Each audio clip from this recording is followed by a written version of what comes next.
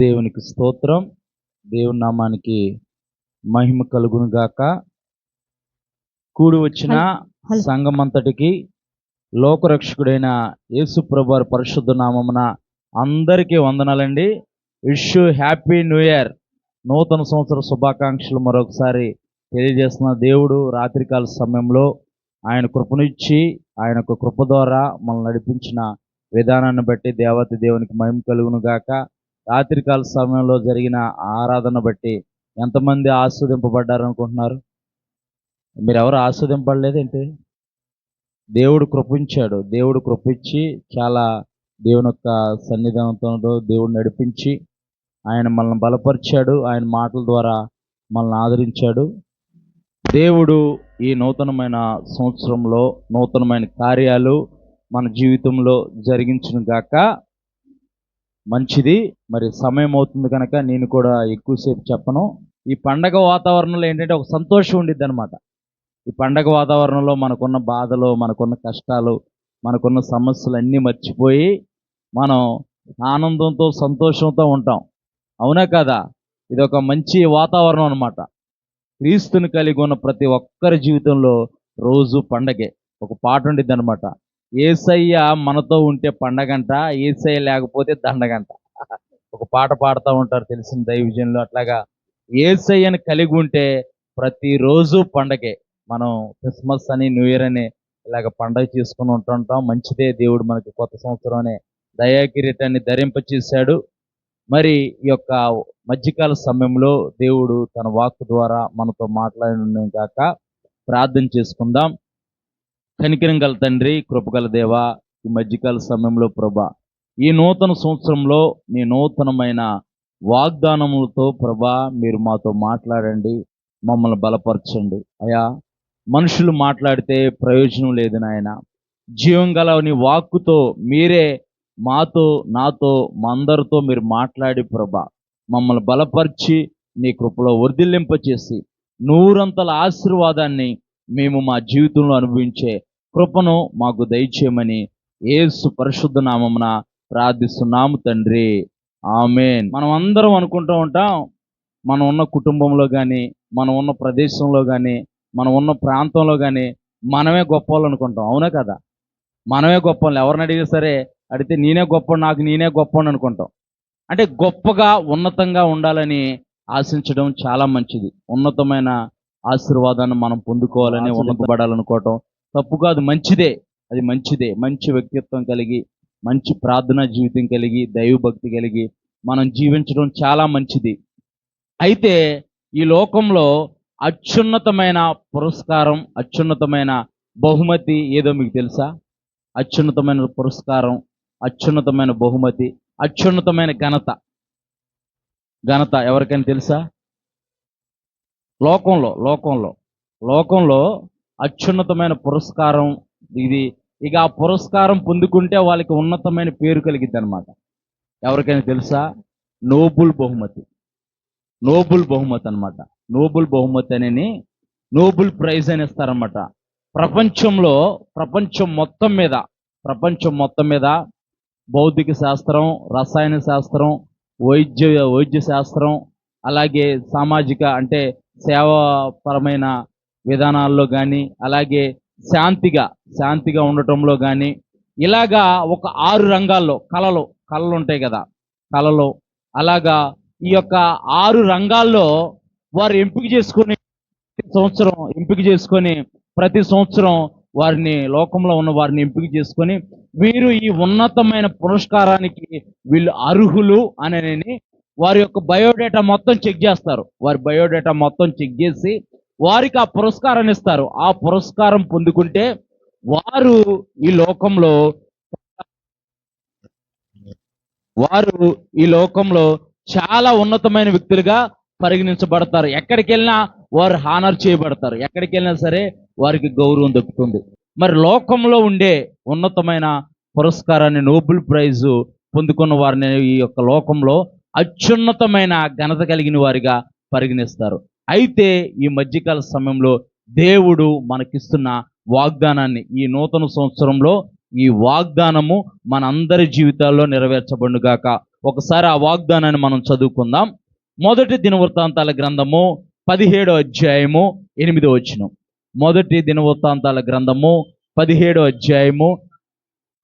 నీవు వెళ్ళిన చోటనల్లా నీకు తోడుగా ఉండి నిన్ను ద్వేషించు వారిని నీ ముందర నిలవనీయక నిర్మూలము చేసి తిని లోకములోని గనులకు కలిగి ఉన్న పేరు వంటి పేరు నీకు కలగజేద్దును. దేవుని నామానికి మహిమ కలుగును గాక.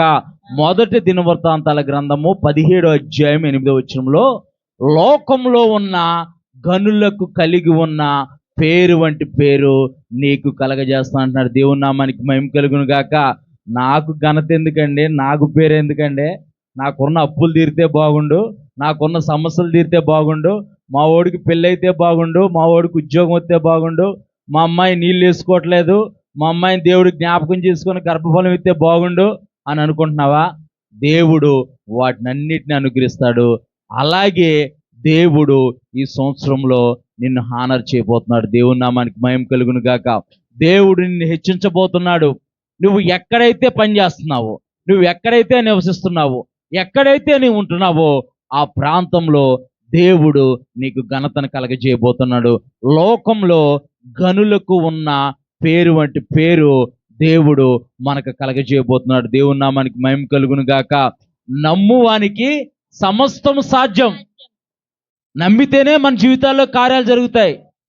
నమ్మువానికి సమస్తము సాధ్యము, అసాధ్యమైనది సృష్టికర్త అయిన దేవునికి ఏదీ లేదు. దేవుని నామానికి మహిమ కలుగును గాక.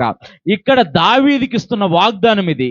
దావీదు దేవుని యొక్క హృదయానుసారుడిగా, దేవుని యొక్క నమ్మకంగా, దేవుని యొక్క పరిచర్యలో నమ్మకంగా ఉన్నాడు. దావీదుని అక్కడ పై వచనం కనుక మనం చూస్తే, ఆ పై వచనం చదువమ్మ ఒకసారి. 6వ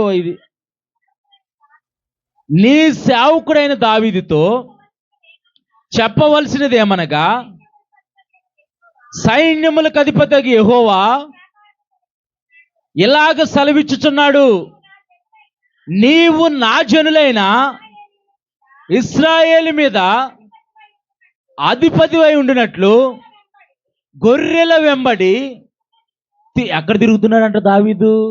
గొర్రెలు వెంబడంటే ఉదయకాలమే లెగంగానే గొర్రెలు తొరుకుంటూ తిర్ తిర్ తిర్ తిర్ అనుకుంటా, అవునా కదా? గొర్రెలు ఎట్ట తోలుతారు? గొర్రెలనే మేకల్నే తిర్ చిచి అంటూ ఉంటారు, అవునా కదా? ఉదయకాలమే లెగంగానే దావీదు గొర్రెలు వెంబడి తిరిగేవాడు అనమాట. ఉదయకాలమే సూర్యోదయం అవ్వకముందే గొర్రెల్ని అరణ్యంలోకి, అడవిలోకి మేత మేయటానికి తీసుకెళ్ళేవాడు, తోలుకెళ్ళేవాడు. తర్వాత మళ్ళీ పొద్దు పొడిచిన తర్వాత వచ్చి మళ్ళీ వాటికి మళ్ళీ కావాల్సినన్ని సమకూర్చి మళ్ళీ పడుకునేవాడు.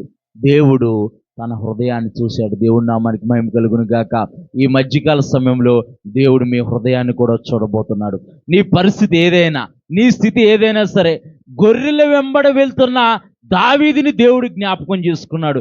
ఎందుకు జ్ఞాపకం చేసుకున్నాడంటే, దావీదు ఒంటరిగా గొర్రెల మధ్య తిరుగుతున్నాడు. గొర్రెల మధ్య తిరుగుతూ సృష్టికర్త అయిన దేవుణ్ణి ఆరాధించడం అంటే, దేవుణ్ణి ఆరాధించడం అంటే దేవుణ్ణి హృదయపూర్వకంగా గుండెల్లో పెట్టుకున్నాడు, హృదయపూర్వకంగా గుండెల్లో దాచుకున్నాడు.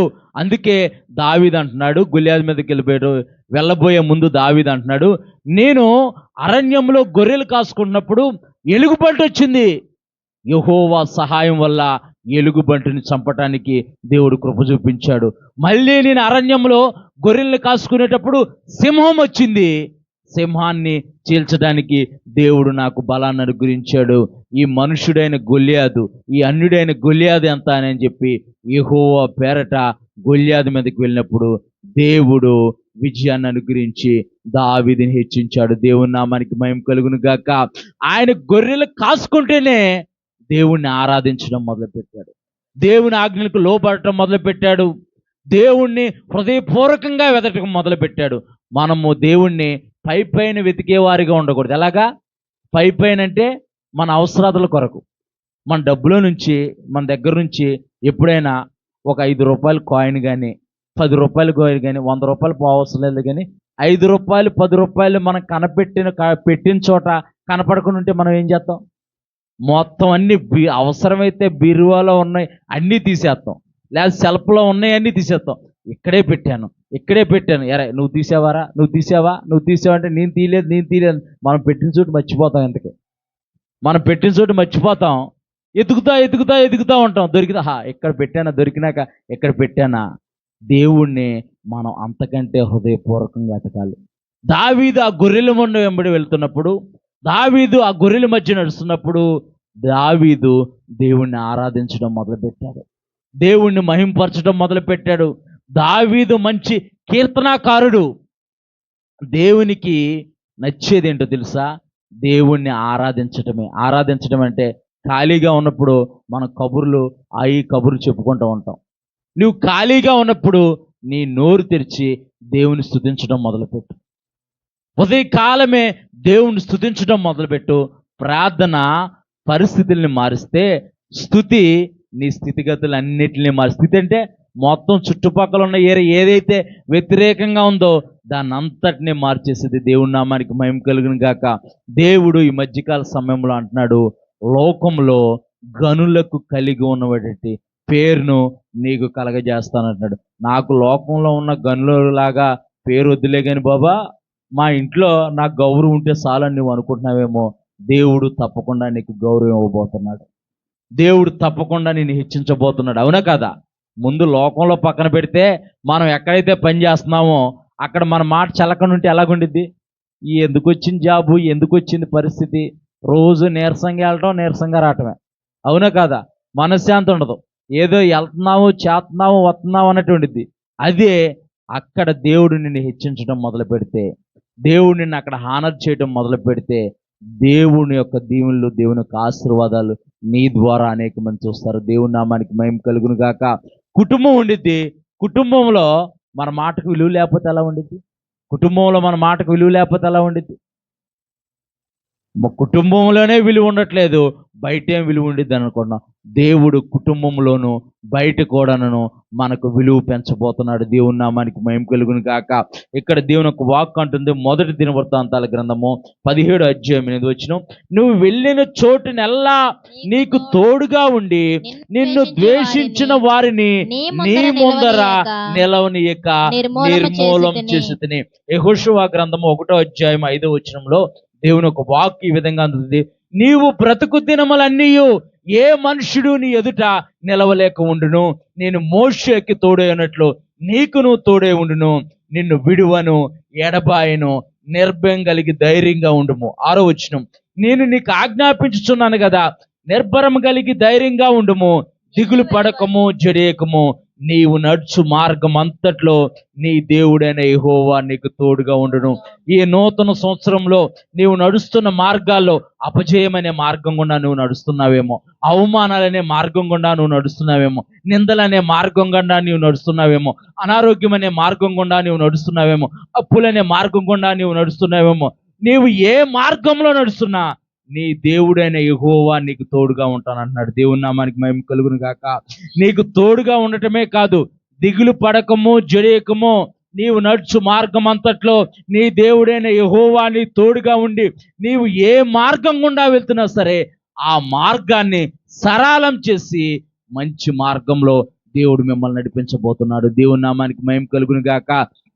ఇక్కడ యెహోషువతో అంటున్నాడు, నీవు బ్రతుకు దినములన్నీ ఏ మనుషుడు నీ ఎదుట నిలవలేక ఉండును.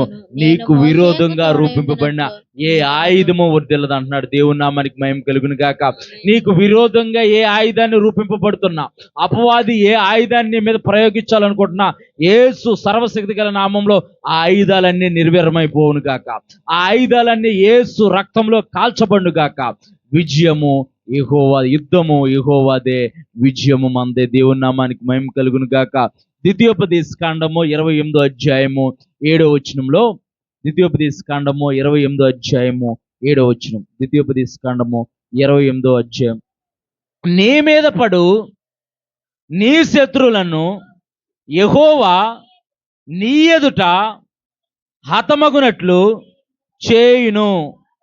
వారు ఒక త్రోవను నీ మీదకి బయలుదేరవచ్చి 7 త్రోవల గుండా వారు పారిపోతారంట. దేవుని నామానికి మహిమ కలుగును గాక. వారు ఒక త్రోవనే వస్తున్నారేమో, నువ్వు నడిచే మార్గంలో వారు నిన్ను ఎదుర్కోవాలని, నిన్ను పడగొట్టాలని, నిన్ను నిర్మూలన చేయాలని, నిన్ను నాశనం చేయాలని వారు ఒక త్రోవలో నీకు ఎదురొస్తున్నారేమో. 7 త్రోవల గుండా వారు పారిపోతారంట. దేవుని నామానికి మహిమ కలుగునుగా. వారు నీ ఎదుట నిలవలేరంట. ఏ అపవాది శక్తులు గాని, ఏ దురాత్మ శక్తులు గాని, ఏ చీకటి శక్తులు గాని, ఏ అనారోగ్యం గాని నీ మీద ప్రభుత్వం చేయదు. నీ మీద దేవుని యొక్క కృప ఉంది. దేవుని నామానికి మహిమ కలుగును గాక.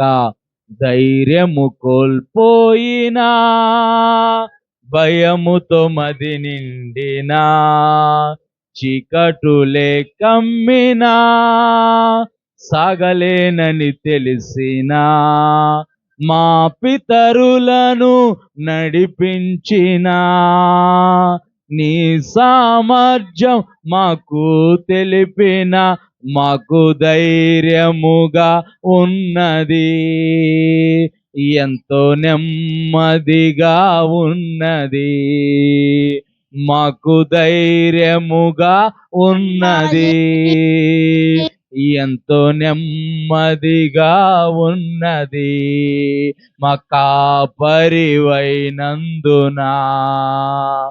మాకు ధైర్యముగా ఉన్నది, మా సంపదవైనందునా మాకు సమృద్ధిగా ఉన్నది. ఆయన కాపరిగా నీ తోడుండి నడిపించబోతున్నాడు. భయపడకము, దిగులు చెందకము. నీవు నడుచు మార్గం అంతట్లో నీ దేవుడైన యెహోవా నీకు తోడుగా ఉండబోతున్నాడు. నీకు విరోధంగా రూపింపబడిన ఏ ఆయుధము వర్ధిల్లదు. దేవుని నామానికి మహిమ కలుగును గాక. ఎందుకనంటే నీ పక్షాన ఉన్నవాడు లోకంలో ఉన్నవానికంటే గొప్పవాడు. దేవుని నామానికి మహిమ కలుగును గాక. ఆ లోకంలో ఉన్న గొప్పవాడిని నీ హృదయంలో చేర్చుకుంటే, ఆయన మాటలు నీ హృదయంలో భద్రపరుచుకుంటే, ఆయన నీ పక్షా నుండి యుద్ధం చేసే దేవుడు. నీకెదురవుతున్న ప్రతి పరిస్థితులన్నిటి నుంచి నిన్ను విడిపించి నిన్ను అద్దరికి నడిపించే దేవుడు. దేవుని నామానికి మహిమ కలుగును గాక. లూకాసు వార్త 10వ అధ్యాయము, లూకాసు వార్త 10వ అధ్యాయము 19వ వచనములో దేవుడు మనకిచ్చిన అధికారం చూడండి. ఇదిగో పాములను, తేళ్లను తొక్కుటకు శత్రు బలమంతటి మీద నీకు అధికారం అనుగ్రహించి ఉన్నాడు. ఏదియో ఎంత మాత్రమో హాని చేయదు. దేవుని నామానికి మహిమ కలుగును గాక. ఇది నాకు హాని చేసిద్దేమో, ఈ పరిస్థితి నన్ను ఇబ్బంది పట్టిద్దేమో, ఈ పరిస్థితి వల్ల నేను వెనక్కి వెళ్ళిపోతానేమో, ఈ పరిస్థితి వల్ల నేను కుంగిపోతానేమో, ఈ పరిస్థితి నన్ను దిగజార్చిచ్చేదేమో అని నీవు అనుకుంటున్నావేమో. ఏదియో ఎంత మాత్రము హాని చేయదు. దేవుని నామానికి మహిమ కలుగును గాక. ఇదిగో పామును, తేళ్లను తొక్కుటకు శత్రు బలమంతటి మీద దేవుడు మనకు అధికారాన్ని అనుగ్రహించాడంటే వెళ్ళిపోయి పాముల్ని, తేళ్లను తొక్కేమని కాదు, పాములు, తేళ్లను తొక్కేమని కాదు. అలాంటి సమస్యలు ఎదురైనా, అలాంటి ఇబ్బందులు ఎదురైనా సరే, అలాంటి స్థితిగతులు ఎదురైనా సరే, శత్రు బలమంతటి మీద ఏ శత్రువు అయితే నిన్ను కృంగదీయాలనుకుంటున్నాడో, ఏ శత్రువు అయితే నిన్ను పడగొట్టాలనుకుంటున్నాడో, ఏ శత్రువు అయితే నీ నాశనాన్ని కోరుకుంటున్నాడో, ఆ శత్రువు తలను చితక తొక్కి పామును, తేలును తొక్కుటకు శత్రు బలమంతటి మీద దేవుడు మనకు అధికారాన్ని అనుగ్రహించాడు. ఆ అధికారాన్ని ఈ సంవత్సరంలో ఉపయోగించబోతున్నావు. దేవుని నామానికి మహిమ కలుగునుగా. ఏది ఎంత మాత్రమో హాని చేయదు. ఒకవేళ ఈ పరిస్థితి హాని చేసిద్దేమో, ఈ పరిస్థితి వల్ల నా కుటుంబము దూరం అయిపోయిద్దేమో, ఈ పరిస్థితి వల్ల నా కుటుంబం విచ్ఛిన్నమైపోయిద్దేమో అనుకుంటున్నావేమో. ఏదియో ఎంత మాత్రమో హాని చేయదు అంటూ 1 కొరింథీయులకు రాసిన పత్రిక 15వ అధ్యాయము 57వ వచనం. 1 కొరింథీయులకు రాసిన పత్రిక 17వ అధ్యాయము 57వ వచనం. ఆయనను మన ప్రభువైన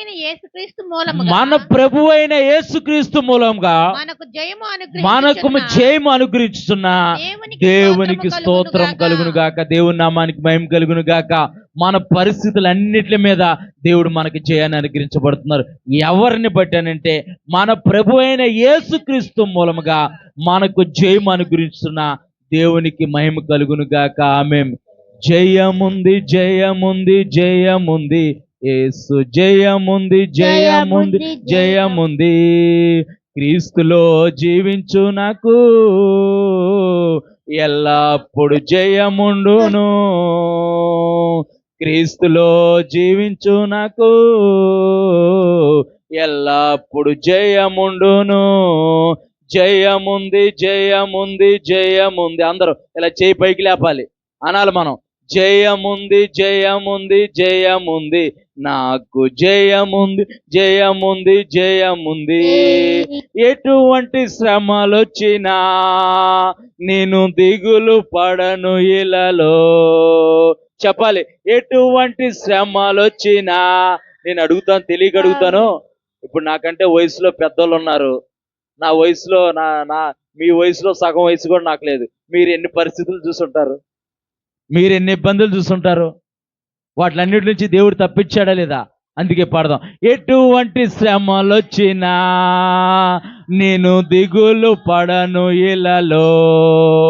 ఎవరేమి చెప్పినను ఎవరేమి చెప్పినను నేను తోలిపోనిలలో, నేను సోలిపోనిలలో. క్రీస్తులో జీవించునకు ఎల్లప్పుడు జయమును, అనాలి. క్రీస్తులో జీవించునకు ఎల్లప్పుడు జయముండును. సాతాను అధికారమున్ నా యేసు తీసివేసెను. సాతాను అధికారమున్ నా రాజు తీసివేసెను. సిలువలో దిగగొట్టి యేసు కాళ్ళతో త్రొక్కివేసెను. సిలువలో దిగగొట్టి యేసు కాళ్ళతో త్రొక్కివేసెను. క్రీస్తులో జీవించునకు ఎల్లప్పుడు జయముండును. క్రీస్తులో జీవించునకు ఎల్లప్పుడు జయముండును. ఏ అపజయమైతే నిన్ను కృంగదీస్తుందో, ఏ అపజయమైతే నీవు అపజయం వల్ల నువ్వు కృంగిపోయి ఉన్నావేమో, దిగులు పడుతున్నావేమో, జడిస్తున్నావేమో, వెనుగుతున్నావేమో, దేవుడు సాతాను అధికారం అంతటి నుంచి, అంధకార సంబంధమైన క్రియల నుండి నిన్ను విడిపించాడు దేవుడు. ఆయన యొక్క రాజ్య నివాస వారసులుగా ఆయన చేసుకున్నాడు గనక నీవు ఎటువంటి శ్రమల గుండా వెళ్తున్నా, ఎటువంటి ఇబ్బందులు గుండా వెళ్తున్నా, ఎటువంటి వేదన గుండా వెళ్తున్నా సరే, దేవుడు రానున్న రోజుల్లో ఈ నూతన సంవత్సరంలో నీ వేదనకరమైన పరిస్థితి అంతటి నుంచి నిన్ను విడిపించి ఆనందకరమైన సంతోషకరమైన సంవత్సరముగా దేవుడు ఈ సంవత్సరాన్ని మీ జీవితంలో ఉంచబోతున్నాడు. దేవుని నామానికి మహిమ కలుగును గాక. దేవుడు మనకిస్తున్న ఈ యొక్క వాగ్దానాన్ని బట్టి దేవాది దేవునికి మహిమ కలుగును గాక. మరొకసారి చదువుకుందాం. లోకంలో గనులకు కలిగి ఉన్న పేరు వంటి పేరు దేవుడు మనకి కలగజేస్తాను. 2 మాటలు చెప్పి నేను ముగిస్తాను. దేవుడు మనకి ఘనతనివ్వాలంటే ముందు మనము దేవుని ప్రేమించాలి. దావీదు చూస్తే గొర్రెల దొడ్లో ఉన్న దావీదుని, అంటే పెంట కుప్పల మీద ఉన్న దావీదుని తీసుకొచ్చి రాజుల సింహాసనం మీద కూర్చోబెట్టాడు. దావీదుని అభిషేకించడానికి జరిగిన సందర్భాన్ని గనక మనం పరిశీలిస్తే, ప్రవక్త వచ్చి, అసలు ప్రవక్త కొరకు ఇజ్రాయేల్ ప్రజలందరూ ఎదురు చూస్తారు. ప్రవక్త వస్తున్నాడంటే, ప్రవక్త దైవజనుడా నీవు క్షేమ సమాచారంతోనే వస్తున్నావా అని వీళ్ళు గజగజ వణికేవాళ్ళు.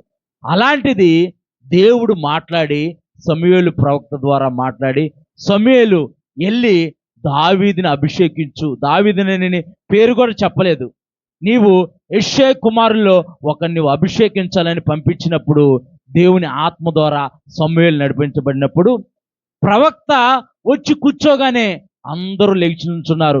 ఈ మొదటివాడా కాదు, రెండోవాడా కాదు, తర్వాత కాదు, అలాగే 7 అయిపోయిన తర్వాత దేవుడు ఇంకెవరైనా ఉన్నారా అని చెప్పేసి ప్రవక్త అడుగుతున్నాను, ఇంకెవరైనా ఉన్నారా అని అంటే, కరసాడి వాడు ఒకడు ఉన్నాడు, ఆడెక్కడున్నాడంటే వాడు ఎక్కడో అడవిలో గొర్రెలు కాసుకున్నాడంటే, లేదు వాడిని పిలిపించు అనంటే, ఆయన వచ్చే వరకు, దావీదు వచ్చే వరకు కూడా దేవుడు కూడా వెయిట్ చేశాడు. దేవుని నామానికి మహిమ కలుగును గాక.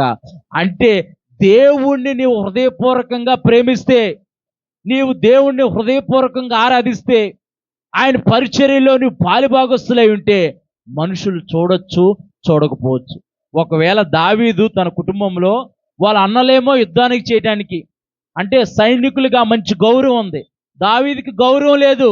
దావీదు గొర్రెలు కాసుకునేవాడు అనుకుంటున్నారు అందరూ. గొర్రెలు కాసుకునే దావీదుని లోకంలో గనులకు కలిగి ఉన్నటువంటి పేరుని కలగజేసిన దేవుడు ఈ నూతన సంవత్సరంలో నువ్వు ఎక్కడైతే ఉంటున్నావో, నీ కుటుంబంలో, నువ్వు చేస్తున్న ఉద్యోగంలో, నువ్వు ఎక్కడైతే నివసిస్తున్నావో అక్కడ దేవుడు నీకు ఘనతను కలగజేసి నీ పేరుని హెచ్చించబోతున్నాడు.